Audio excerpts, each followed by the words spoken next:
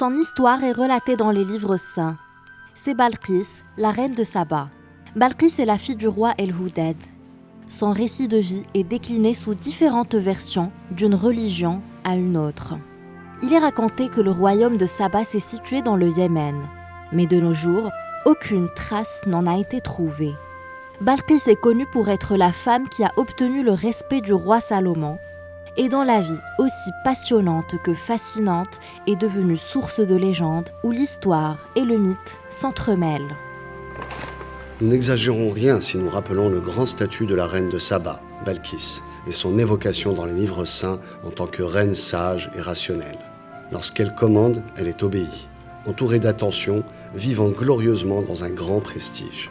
L'histoire mythique de sa vie mêle réalité et imaginaire, histoire et légende, où l'on ne connaît plus la frontière entre les scènes réelles, paranormales, et celles relevant du miracle où des djinns côtoient les diables et les humains, le bien et le mal, l'aventure et l'héroïsme. L'histoire de la reine Balqis dans la tradition juive. Constituée de la Torah, du Névim et du Ketuvim, la Bible hébraïque ne désigne pas cette femme par le nom de Balqis, mais elle évoque la reine de Saba. La mention de Saba dans la Torah remonte au XXe siècle avant Jésus-Christ.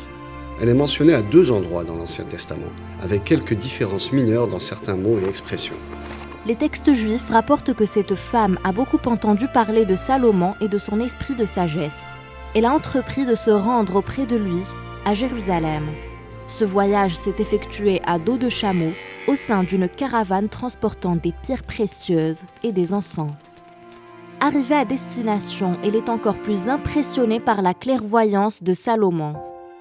En reconnaissance à l'offrande de la reine, ce dernier lui offre tout ce qu'elle demande. Elle repart ensuite avec ses valets, mais le royaume de Salomon reste reconnaissant aux richesses offertes par cette femme qui a amélioré la vie de tout un peuple. Cela dit, les hagiographes n'évoquent pas plus d'éléments sur la relation entre le roi Salomon et la reine de Saba. Balqis dans la tradition chrétienne. Le Nouveau Testament mentionne la reine de Saba comme étant la reine du Midi. Elle dénonce les adversaires de Jésus, inspirée par la sagesse de Salomon et admirative devant la grandeur du Christ. Le récit chrétien rapporte que le jour de la résurrection, la reine de Saba témoignera contre les Juifs qui ont refusé de suivre la voie de Jésus. Balqis dans la tradition musulmane. Telle que rapportée dans le Coran, l'histoire de Balqis est différente de celle qui figure dans les autres supports monothéistes. On raconte que le peuple de Balqis a vénéré les astres et particulièrement le soleil, perpétuant la tradition des offrandes. Ici, c'est Salomon qui demande à rencontrer la reine. Celle-ci répond à l'invitation et ne vient pas seule. Mais avant cela, elle envoie des cadeaux à Salomon sans partir à sa rencontre. Il refuse les présents et insiste à s'entretenir directement avec elle.